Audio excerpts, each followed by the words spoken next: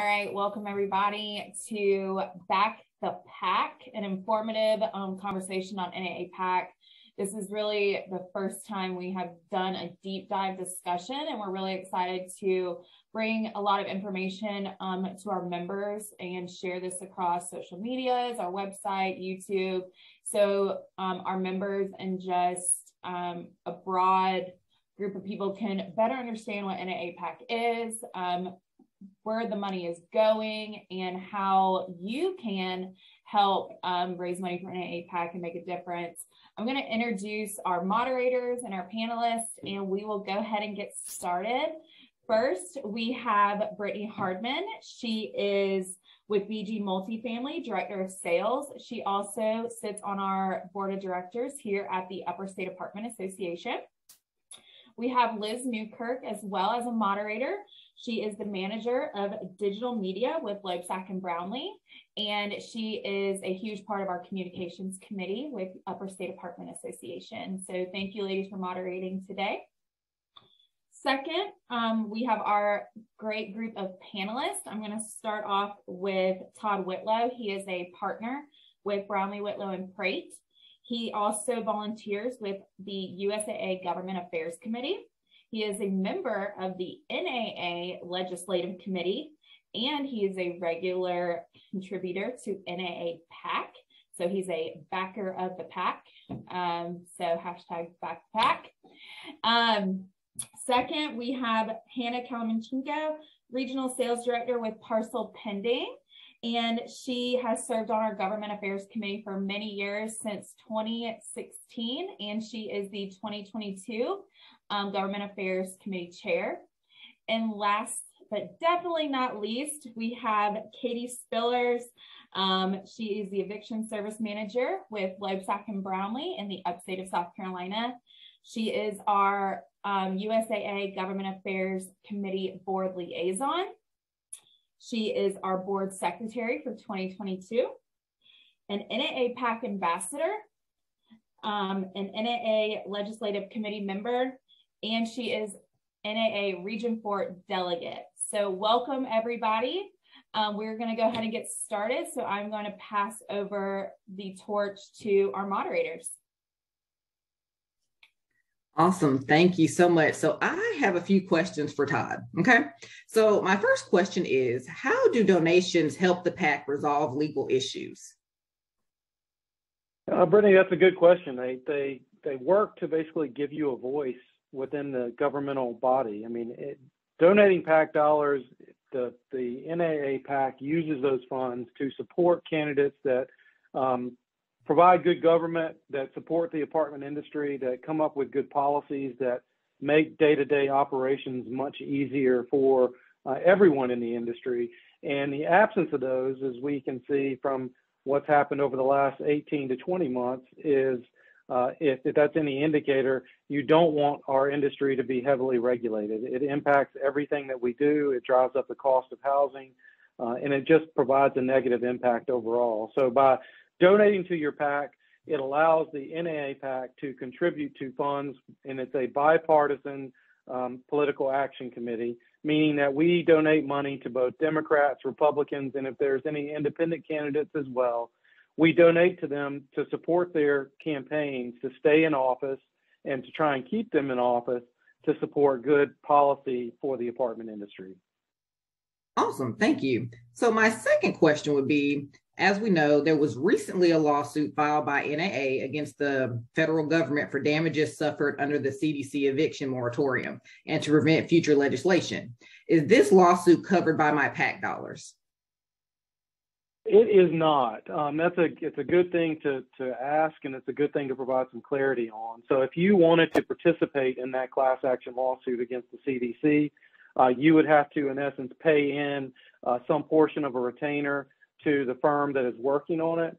John McDermott, who is the former chief legal officer for NAA Services, is the attorney for NAA that is heading up that class action lawsuit. He is working with another law firm that handles a large volume of class action lawsuits, and an owner operator would need to pay in to that firm to participate in that class action lawsuit. Your NAA PAC dollars literally only go to support the campaigns of members of Congress, whether they're a House member or a Senate member, when they are running for office or they're running for re-election.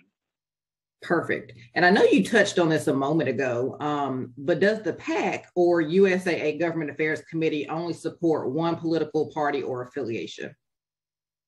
We do not. We give to either party on both sides of the aisle. Basically, what matters is, it's, unfortunately, what gets the predominant media attention are the polar extremes within the political system. They're either extremely liberal or extremely conservative. And what the reality is there's a large contingent of people who are in Congress, whether they're House members or Senate, that fall somewhere squarely in the middle. They either are conservatively fiscal but liberally socially.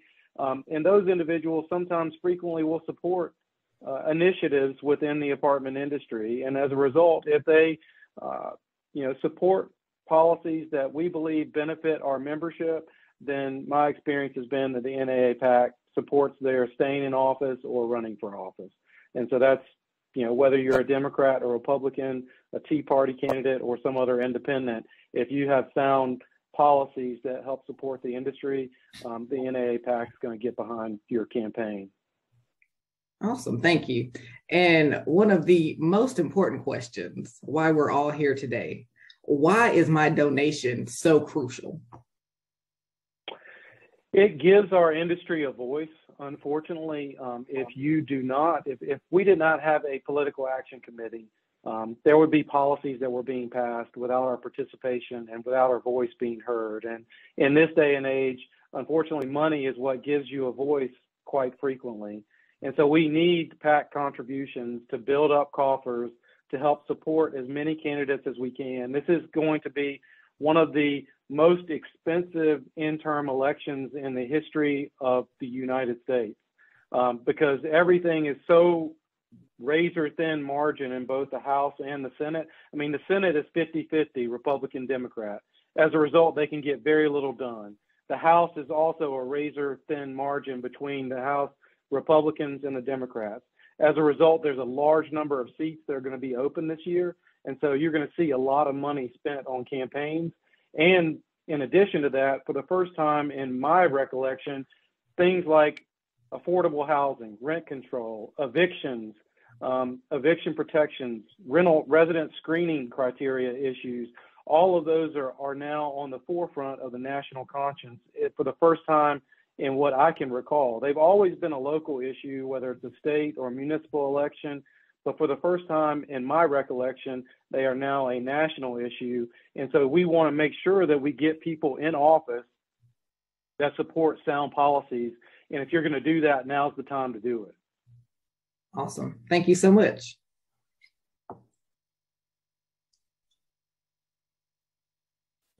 Yes, thank you, Todd. Thank you so much. That was so informative. I learned so much, and we're going to learn a little bit more from our lovely two ladies, Hannah and Katie. So I'm just going to ask you a few questions. And the first one that I have is, what has the USAA Government Affairs Committee accomplished so far? I'll be glad to take that, Liz. Our committee's actually been very busy over the past 5 years. One of our main focuses was to participate in the Key Contacts program. Those who have been on the committee for a while may or may not be familiar with that program.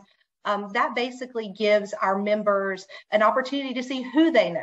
You fill out that key contact information, and by doing so, our committee was able to develop a relationship with a then sitting South Carolina senator who was able to then be elected to the House in DC.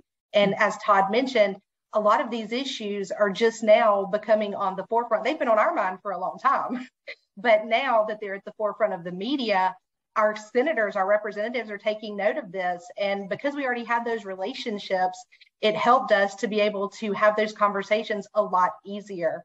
Also, we have a goal for our PAC as an affiliate. And because we've been able to meet that goal, as Todd said, it's a pay to play. We've been able to get FaceTime with members of Congress and able to make those donations and have those conversations. And each year, our committee has members that lobby on Capitol Hill. Last year it was virtual, but we have members that lobby on Capitol Hill that are able to get FaceTime with our members of Congress. And this starts obviously at a local level. And another thing that we've been able to do this year is have members attend our city and county council meetings, whether those be virtual or in person. Mm-hmm. And in doing so, a lot of the folks who are on this call right now were able to listen in and hear some major issues surrounding our local market, and were able to secure a meeting with Greenville's mayor and are going to be working with him. So we've been quite busy. It definitely sounds like it. There's a lot to do, as Todd said, and a lot for us to, accomplish. So my question, and I'm gonna pass this over to you, Hannah. How does the USAA Government Affairs Committee help the NAAPAC reach its goals? Yeah, so we have several events throughout the year that we hold to help raise PAC dollars. Again, it's individual contribution from the members of our apartment association. So as Katie mentioned, we do have a goal set in place from NAA. So we hold these events to collect those funds in order to make an impact and have our voice heard at the highest of levels. Oh, wow. Okay. That provides a lot of insight as well. So what are some of the current goals? We spoke about a lot of goals recently. So what are some of the current goals of the USAA Government Affairs Committee and the NAAPAC? And what are some ways that USAA members can get involved? Yeah, I'll let Katie take that part. Yes, this year, as we alluded to earlier, we want to get more involved on the grassroots level. We need affordable housing in Greenville. Those of us who have worked on site, I'm just coming off of 20 years on the front lines of our industry. And when I tell you I was turning away people every single day who I could tell they thought I was lying when I'm like, there's no room at the inn, we're full. And I would get that silence. And I'm like, I would go onto my soapbox of that's why housing is so important, because we would hear on these calls with our city and county council, members were blocking, it's discriminatory land use proposal blocks is what we were hearing a lot of the time. And I'm able to tell those people, like, there is a need for you to speak out, like write your city and county council about this. So a goal that we have is becoming more involved on that level, attending more of those meetings, making our presence known there. Of course, this year we have our lobby day. We're going to be listening in. Later on, there's legislative and regulatory calls that come out from the National Association, and we will take that information to DC when we go for our Advocate Conference. And further in the year, we have, of course, more fundraising events planned, and would love to welcome the opportunity for more people to join our committee this year. Our committee is larger this year than I can ever remember, and keeping our members engaged and excited and knowing what they bring to the table, that their voice absolutely matters, that they can replicate these relationships that have been built with our members of Congress, and just to talk to them just like we're sitting here talking right now, that they're people, and it's our job to educate them. And I was so proud to have had these relationships so that when the pandemic happened and all of this information was coming out of the senators in Congress, they knew where to go. Right. They knew to say, okay, I can go to my NAA people, I can go to my USAA people and say, I have to vote on this. What say you? And right. We were able to have those conversations a lot easier. And I'm not unique in doing that. Any member can do that, and every member should. And I'd like to encourage members not to think about PAC as just a donation. It is an investment in the future protection of our industry. That's a really great point, and some of the great benefits of being a USAA member. And if you would like to donate, you can scan that little QR code that you see hovering above us on our screens. Just use your phone, and that allows for you to be able to hashtag back the PAC. Back to you, Andrea. All right. Well, thank you all, both moderators and our panelists today, for really giving an overview of what NAAPAC does, what USAA does, as well as our Government Affairs Committee to help NAAPAC and to support it. If you have any questions, I'm going to be sharing the moderators' emails as well as the panelists, and you are more than welcome to reach out to all five or any five of them, as well as myself, to ask questions, to get involved. If you're looking to get involved in the USAA Government Affairs Committee, reach out to Hannah and Katie. They will be happy to get you plugged in. We have a lot going on at USAA here in 2022, and will continue as the years go on, such as our reverse trade shows, champagne and diamonds, bingo nights. So just be on the lookout. Again, it is an individual contribution. It's not a company contribution. That's very important to note. And if you have any questions or, hesitancies or anything like that, please reach out and we would love to discuss further. But other than that, thank you for attending, and thank you all for sharing this information today.